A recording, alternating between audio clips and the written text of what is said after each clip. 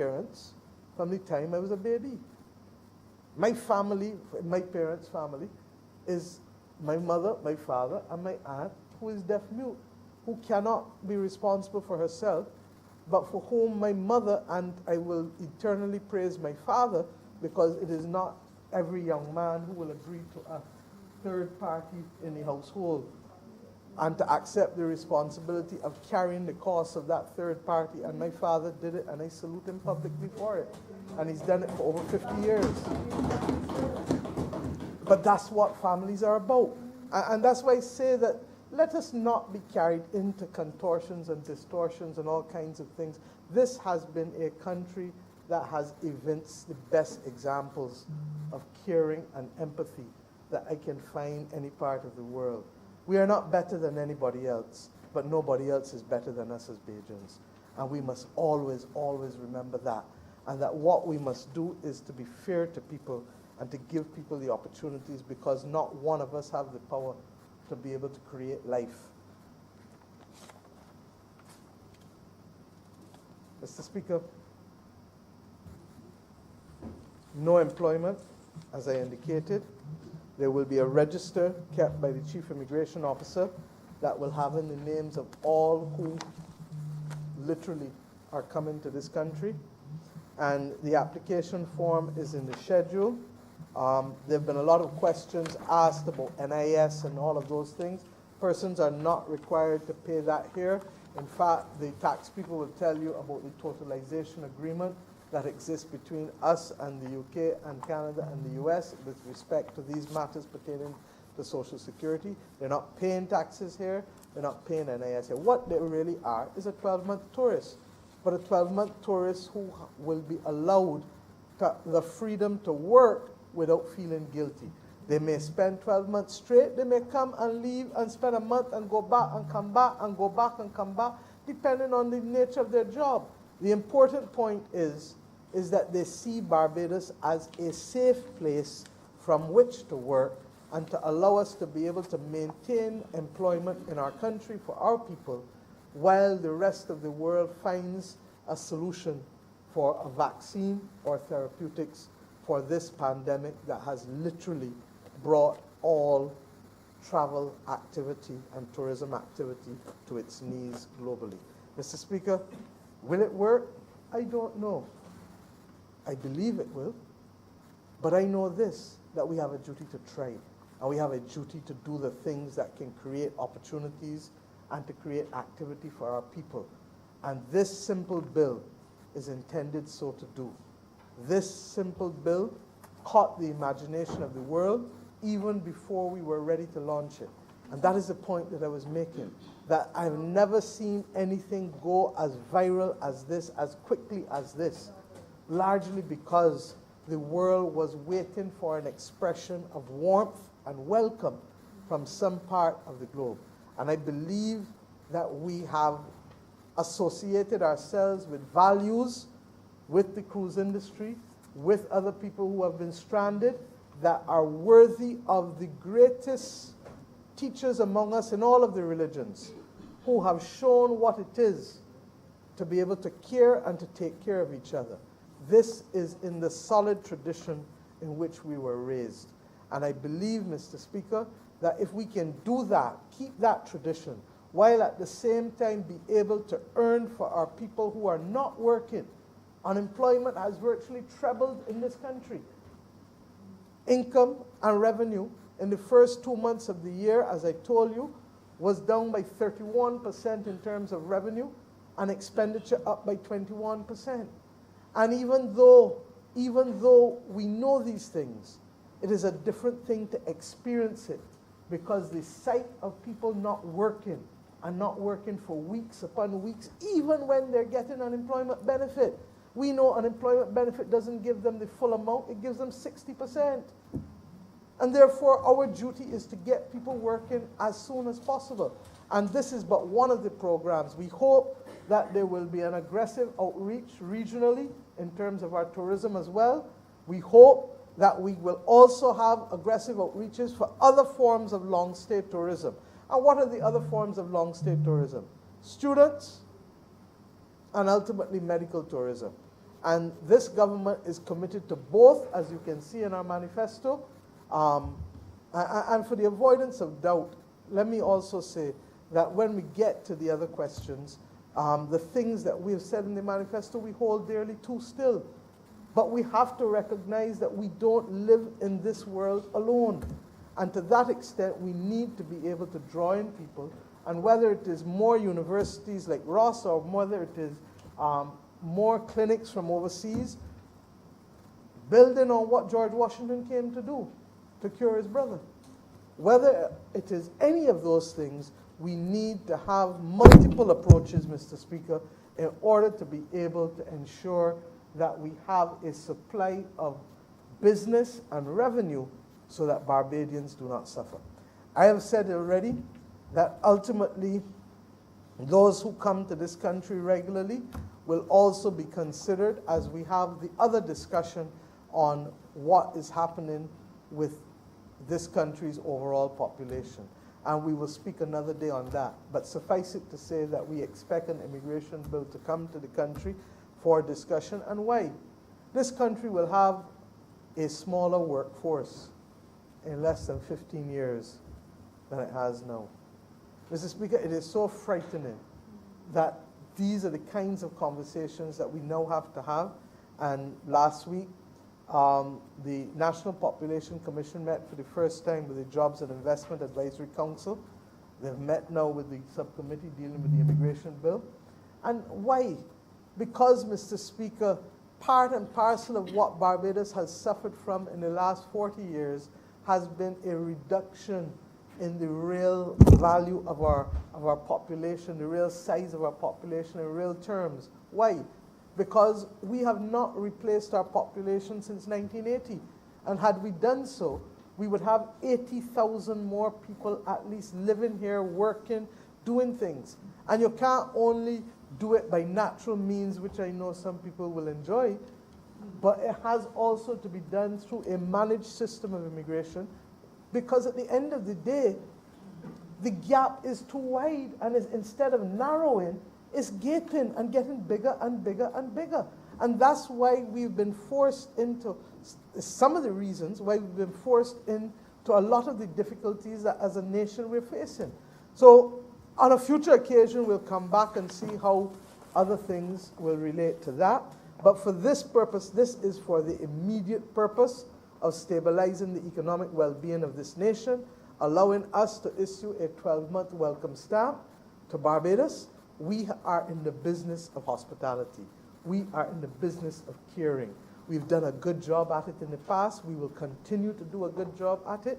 We will continue to train and to retrain, and we will do so conscious that at the end of the day, if we share the best of who we are with those who visit, then God knows what opportunities will be created for us and for them. Because in that, they are seeing our heart, they are seeing who we are, and we are giving them the opportunity to have special memories at this very difficult time in their lives as they and their families fight the pandemic. Mr. Speaker, fortunately, the government has created the additional capacity such that we are in a position to manage many things. And as I said, at Harrison's Point, I'm knocking wood, we've not really had to use it thus far. I knock wood again to make sure that we don't have to use it going forward. But the good thing is that at that single facility, we have almost 3 times the number of intensive care beds that we've had in Barbados for the last 40 years or more. And that should put it in context to tell people what we have. On the 28th of March, when commercial air travel stopped coming to the country, we did not have Harrison's Point finished. So the last time we were taking people, we didn't have Harrison's Point finished. We didn't have all the ventilators in hand at the time because of the disruption in supply and the logistics chain. And we didn't have the 100 nurses from Cuba that we now have helping us. And I want to thank the government and people of Cuba for so graciously agreeing that they would leave here a large number of medical personnel to help us be able to manage this process. and to do so in a way that allows us to insulate our lone major healthcare institution as far as possible. Now, will it always be capable of being insulated? Probably not, because people will turn up with different conditions at different points. But what we do know is that whenever the virus arises, wherever it arises, our immediate job is to contain and manage. And that we have never said that we will never have it here, but we've always said no retreat, no surrender, in the language of the member for the city of Bridgetown. And why? Because we know how to respond, how to contain, and how to move forward with it. And those who have helped us to do that over the course of the last 5 months, I thank them once again from the floor of this House, and I say to others who are looking to come here, we have a wonderful team. I also want to thank those internationally who have allowed us to ensure that that which we need is immediately accessible. And I speak now to the people of Africa. I speak now to the Africa Medical Supplies Platform. I speak now to President Ramaphosa as well as President Kenyatta from South Africa and Kenya respectively. President Ramaphosa as chair of the African Union, President Kenyatta as chair of the Organization of African, Caribbean, and Pacific States, because they agreed formally a few weeks ago that the 15 member states of CARICOM, and indeed the associate members as well, would have access to a special procurement platform that they had to create with the assistance and support of the United Nations, and in particular the United Nations Economic Commission for Africa. And I want to salute the Deputy Secretary General as well as the Director of that Economic Commission for Africa, respectively Mrs. Amina Mohammed and Ms. Vera Songwe, both of whom would have helped with the owner of a company called Econet, who would have put in place as the special envoy for the African Union this procurement platform. I want to thank the Director General of the World Health Organization, Dr. Tedros, as well, who would have put us in contact with these persons. And what does it mean? It means now that a country our size, or let's go even smaller, a country the size of St. Kitts, with a population of less than 40,000, can access PPE or in vitro diagnostics, be it the therapeutics or the vaccine when it comes, in a way that they could not access or we could not access easily on our own. But more importantly than access, it also means that the price which we pay is the same price as a country like Nigeria with over 200 million people. So that all of a sudden size is no longer an inhibitor to the kind of cost which we have to pay. Now, anybody who did what we had to do 3 months ago in trying to get PPE, in trying to get ventilators in what could only be described as the wild, wild, wild, wild, wild west, where there was a form of market failure, where countries became like small countries became like runts in the playground yard, where they were denied access because the orders that we place are just not big enough to command the attention of the people selling, who are selling at increased prices and want increased volume. And if we didn't piggyback on some, or if we didn't have the generosity of persons, not just like Rihanna, who we salute, who helped us not just with the ventilators, but the tablets with the Clara Lionel Foundation that she has. And she's consistently helped Barbadians and Barbadian causes over the years. We thank her. But also those in the Sandy Lane Trust and the Barbados Charitable Trust and the Maria Holder Trust. Let me say here today from this spot, and I don't have the final accounting, but I know it is millions of dollars and way in excess of $10 million that has been donated by people who have come to call Barbados home. Some of the same remote people who would be the subject of the remote employment bill. And in some instances, they're here 3, 4, 5 months a year. But they've loved this country. And they've said to us, you are not going to walk this road alone. We are going to walk it with you. And some came together with local people and formed another charity as well, the Barbados COVID-19 charity, which today not only has helped families, but is also helping us today, even as we speak, with other matters that are being procured, and in particular the bracelets that we need to get to be able to better allow the public health people to monitor those who are in the community. Mr. Speaker, this has been an experience. I am not fooling you. But let us also remember who we are. And as we open up to the world to say, look, we have tried our best to keep this country safe. We believe we've done a reasonable job, and we will continue to do so. But the shadow of the economic implosion is long, and we need now to start to shorten it. And we shorten it by recognizing that short-stay tourism will not do for us what it normally does, and that we either need persons from low-risk countries like our regional neighbors, interregional tourism, or for the middle and other countries, we need people who are prepared to recognize that if you're coming to a safe country, you may have to take some steps to make sure that, like the rest of us who are safe here, you too will be safe here. And hence the limited quarantine for persons coming from the United States of America, which is once you are in that high-risk category, it's non-negotiable. And we don't choose who's in the high-risk category. It's the public health officials who do. It's the WHO and others who do. And they use a measurement that determines prevalence within the recent period of time that determines the categorization of risk. Against that background, Mr. Speaker, I want to say that we welcome all.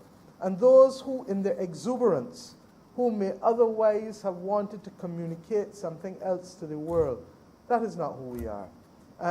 Let us not get tied up. We've been welcoming people both here for centuries and decades of all types.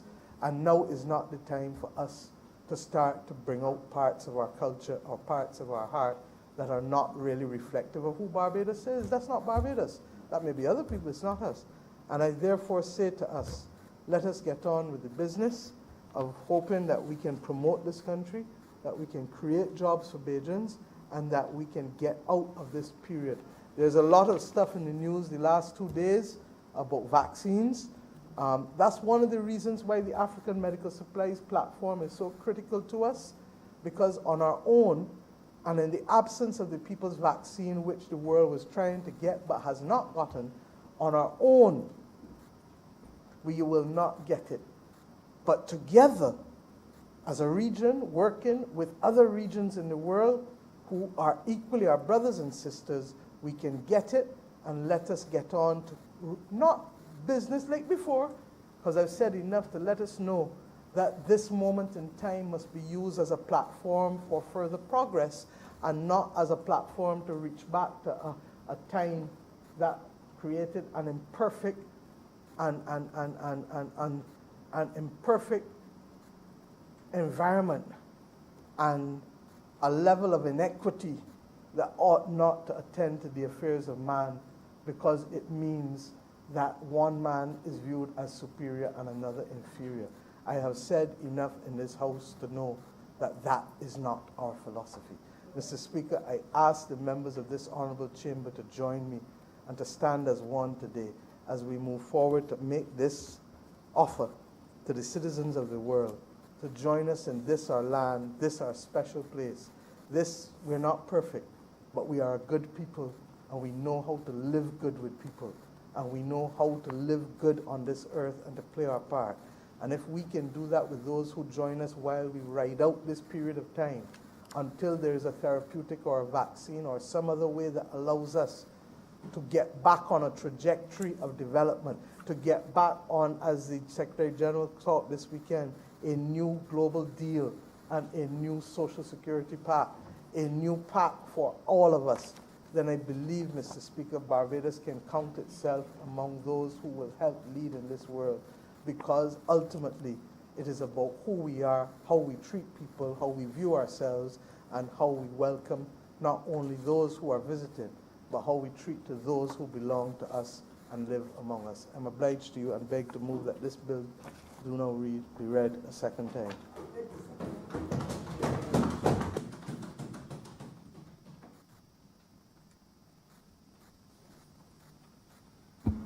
Thank you, Mr. Speaker. I beg to move that the House be suspended until 2:15 p.m. To what time? 2:15 p.m.